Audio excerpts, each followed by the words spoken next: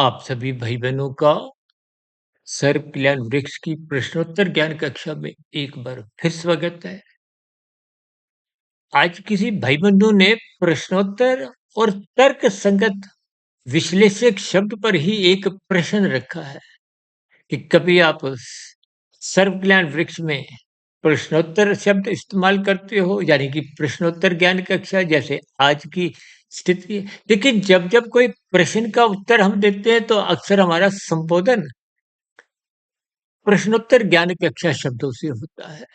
और जब किसी भाई बंधु का कोई प्रश्न नहीं होता तो हम एक साधारण चर्चाएं, देखिए संसार के इतने विषय हैं, प्रतिदिन इतनी स्थितियां बनती हैं, जैसी जैसी कुछ मेरी संज्ञान में आती हैं। और जिन स्थितियों को मैं देखिए प्रकृति के त्रिगुणात्मक स्थितियां तमोगुण रजोगुण सतोगुण से जोड़ पाता हूँ, उन स्थितियों पर ही मैं प्रकाश डालता हूँ। क्योंकि प्रकृति के तीन गुण नित्य हैं, नित्य, लेकिन जड़ हैं। तमोगुण रजोगुण सतोगुण, इनको शास्त्रों में विशेष रूप से गीता में स्वयं भगवान श्री कृष्ण जी ने गुणतम ज्ञान कहा है। अक्सर हमारी चर्चा में बार बार इस गुणतम ज्ञान की रहस्यमय स्थितियों पर हम चर्चाएं करते रहते हैं। आज तक की प्रसारित 3500 से अधिक वीडियो जो हमने पिछले सवा 6 वर्षों से अलग अलग, चाहे वो ब्रह्म मुहूर्त ज्ञान उपदेश कक्षा हो, चाहे शाम की ये सर्व कल्याण वृक्ष जो पहले संध्या बेला ज्ञान कक्षा थी, आजकल तो हमने देखिए कुछ शॉर्ट्स के द्वारा भी कुछ एक बहुत ही लघु ज्ञान संदेश या आपका आध्यात्मिक मित्र, आध्यात्मिक ऑक्सीजन, देखिए अलग अलग स्थितियों में जैसे जैसे कुछ बात मेरे समझ में आती है। क्योंकि ज्ञान रुकना चाहिए, टिकना चाहिए, रुका हुआ टिका हुआ ज्ञान ही आपके हमारे जीवन में परिवर्तन लाएगा। अन्यथा शाब्दिक स्तर पर तो आप और हम कितना ही इन ज्ञानमय स्थितियों से जुड़ते हैं, लेकिन व्यवहार में, आपके हमारे जीवन में वो स्थितियाँ एक व्यवहार में, कर्मों के स्तर पर, साधना के स्तर पर सही-सही पूर्ण दिशा में जाती नहीं। इसलिए हम बार-बार कहते हैं, जीवन में ज्ञानपूर्वक स्थितियों को समझो। ये मनुष्य जीवन बहुत ही अनमोल है। इसलिए हम बार-बार कहते हैं, ब्रह्म मुहूर्त में उठो। देखिए शास्त्र तो बार-बार यहाँ तक कहते हैं सत्संग करो, सत्संग करो। आज सत्संग की स्थितियों को लोग वृद्धावस्था तक ही सीमित रखते हैं। हालाँकि देखिए तकनीकी रूप से लगभग 12 वर्ष तक आपका हमारा जो एक तामसी वृत्तियाँ अधिक होती हैं। बच्चे में खेलने क कूदने की ही स्थितियाँ होती हैं, भौतिक शिक्षा के प्रति भी रुचि इतनी नहीं होती। लेकिन किशोरावस्था से रजोगुण जगने लगता है, भौतिक शिक्षा का महत्व समझ में आने लगता है और युवावस्था में आते-आते पूर्ण रूप से विकसित हो जाता है। इसलिए विवाह का संस्कार रखा गया, ताकि तन के स्तर पर जैसे आज लिव इन रिलेशनशिप या कुछ और ऐसी निंदक स्थितियाँ समाज में देखने को मिलती हैं, उन स्थितियों में आप और हम घिरे नहीं। क्योंकि जब-जब निंदक स्थितियाँ जो शास्त्र मना करते हैं, एक बार हमने वीडियो बनाई थी, लिव इन संस्कार, और निंदा किसकी की थी? लिव इन रिलेशनशिप की। उसको हमने विशेष स्तर पर तकनीकी रूप से विभिन्न पहलुओं को, देखिए भागवत पुराण की चर्चाएँ कितनी होती हैं। उसमें 5 दोष कलयुग के विशेष रूप से चर्चा में आते हैं। धूत कीड़ा, मद्यपान, धूत कीड़ा का अभिप्राय ये जो झूठ, हेरा-फेरी, महाभारत में आपने देखा था ना वो चौसरबाजी की स्थितियाँ। इसी तरह देखिए कहीं-कहीं कुछ शेरबाजी की स्थितियों को भी हमने कुछ तर्कपूर्वक ऐसे समझाया था। देखिए स्थितियाँ शाब्दिक स्तर पर कभी-कभी आपको अच्छी नहीं लगती, लेकिन उनके अर्थ और भावार्थ जैसे-जैसे आपको समझ में आएँगे, तो स्थितियों की गंभीरता आपको समझ में आएगी। अपने मिले हुए जीवन के प्रति आप सचेत होने लगोगे, गंभीर होने लगोगे, और जब-जब गंभीर स्थितियाँ बनेंगी, तो सतोगुण के प्रति, गुरु के प्रति, ब्रह्म मुहूर्त में उठने की एक सहज ही स्थितियाँ बनती हैं। और जब आप शास्त्रों को अधिक महत्व दोगे, तो निश्चित रूप से आपका जो रजोगुण बिगड़ा हुआ था, उसमें सुधार आने लगेगा। जब रजोगुण में सुधार आने लगता है, तो तमोगुण की जो निंदक स्थितियाँ जिनमें आप कानून का उल्लंघन कर जाते थे, शास्त्र विरुद्ध पाप कर्म कर जाते थे, वो निरंतर समाप्त होने लगेंगे। तो फिर सहज ही सात्विक स्थितियाँ जब मजबूत होंगी, तो परोपकार के कार्य भी जो आपने आरंभ किए हैं सकाम भाव से, उनमें भी निष्कामता आने लगेगी। देखिए, परोपकार के कार्यों में निष्कामता का आना ही आप और हम कर्मफल सिद्धांत की परिधि से ऊँचा उठ जाते हैं। जब कर्मफल सिद्धांत की परिधि से ऊँचा उठ जाते हैं, तो आपका हमारा जो संसारी जीवन है, वो कुछ नपा तुला रहता है।